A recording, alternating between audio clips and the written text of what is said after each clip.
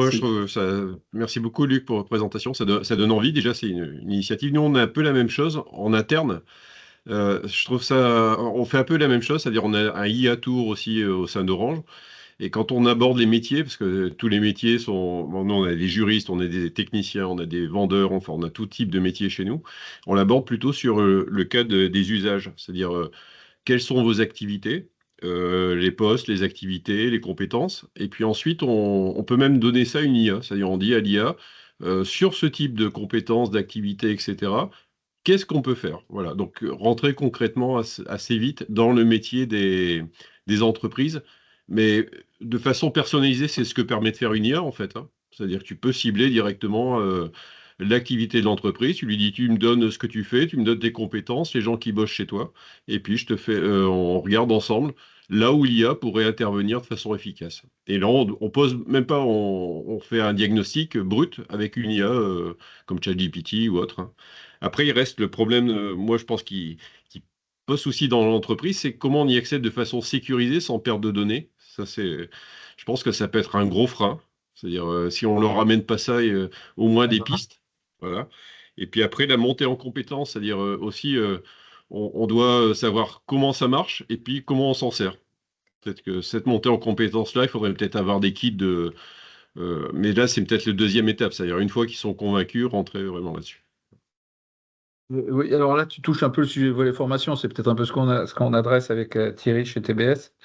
Et pour reparler aussi sur l'aspect sécurité, ça fait plusieurs fois que j'ai le sujet de l'entreprise qui dit, pourtant de l'entreprise avec des ingénieurs informatiques, qui dit, mais moi, je veux que mes données soient sous mon bureau. Et de leur dire, ils te regardent sceptique, et de leur dire, mais oui, mais si elles sont sous ton bureau, sur un serveur sous ton bureau, tu n'auras pas les moyens de te payer les outils de cybersécurité qui sont dans le cloud, qui sont beaucoup plus chers, mais qui sont financés et mutualisés. Et on n'arrive pas, Ouais. je sens qu'on n'arrive pas à faire canter le sujet aussi. Ouais, sur l'accès sécurisé, je pense, c'est un Ouais. point super important. Nous, c'était le déclencheur, c'est-à-dire qu'on n'avait pas le droit d'utiliser une IA générative tant qu'on n'avait pas eu nos accès sécurisés. Et voilà, et on a des modèles, hein, on en a chez Orange, on en vend chez Orange, mais il y a plein de façons de se procurer des IA génératives sécurisées pour, je pense, une entreprise. Peut-être leur donner ce petit panorama pour au moins des pistes. Je ne sais pas si c'est utile. Voilà, c'était juste mon retour, si je peux me permettre. Intéressant. Et d'ailleurs, je note, je vais proposer à mes petits copains au MEDEF là, de dire, Mm. on pourrait peut-être prendre en fin de conférence un cas, une entreprise, Mm. et on projette avec un LLM, dire, bah, tiens, voilà, l'entreprise, elle fait ça, qu'est-ce que tu penses qu'on peut faire C'est ça. avec cette entreprise? C'est une très bonne idée. Comme ça, ils le voient Capter de des façon frontale. activités, capter leurs activités, capter leur métier, et puis Ouais. regarder sur ce type d'activité et de métier ce que dit l'IA en termes de voilà, et tu fais un prompt assez, tu prépares le prompt pour dire Mm, ben voilà, fait de façon sous forme de tableau, blabla, et mm. puis du coup tu auras une réponse, je pense, adaptée et puis assez bluffante en temps réel, quoi. C'est une très bonne idée. Merci de l'idée, Merci, Pascal. avec plaisir. Merci pour ces retours. Est-ce que d'autres personnes veulent rebondir ou sinon on passe au sujet suivant? Toi, Luc, tu n'as rien à dire, toi qui as écrit un bouquin entier sur le sujet. Non, en effet, je l'approche par usage, hein, c'est en effet la plus pertinente, hein. Dites-moi vos usages et je vous dirai comment vous en passez. Donc, je déconne, mais je vous dirai comment, en effet, on peut en effet utiliser l'IA et quel type d'IA, hein. On verra peut-être Jean-François-Marie, on parlera notamment, c'est pas que toujours l'IA générative, mais en effet, l'idée est de partir par les usages, Oui. forcément. Et particulier du Peut-être quotidien. un commentaire aussi, parce que ça rejoint des actions qu'on est en train de mener suite à une analyse qu'on a faite aussi auprès de PME, en fait, où avant le déploiement, il y a d'abord la mise en mouvement et l'intérêt, en fait, donc qui est effectivement ciblé au niveau des décideurs. Donc, tiens, tu parlais d'APM, j'étais avec eux cet après-midi parce qu'on va recueillir Moi leurs aussi. témoignages. Ah. J'étais en réunion On va avec eux recueillir. et à Lonia de 15 à 16. D'accord. Ok. D'accord. Donc, on va recueillir leurs témoignages sous forme d'une capsule qui pourra être d'ailleurs disponible pour chacun d'entre vous dans vos propres écosystèmes, etc. Et de façon très simple, c'est orienté effectivement sur l'usage, c'est-à-dire votre problème industriel. Vous avez trouvé une solution. Pourquoi vous avez utilisé des techniques d'intelligence artificielle pour votre solution, hein, parce que bon, c'est pas obligé non plus. Et quel est le résultat opérationnel auquel vous êtes arrivé, et derrière un peu le bilan, c'est-à-dire les conditions de succès en fait de cette opération. Donc c'est des capsules de 2 minutes. Il y en a déjà une qui existe qu'on a faite avec Phytocontrol, qui est disponible pour tout le monde et qui vise vraiment à promouvoir la mise en mouvement par les usages.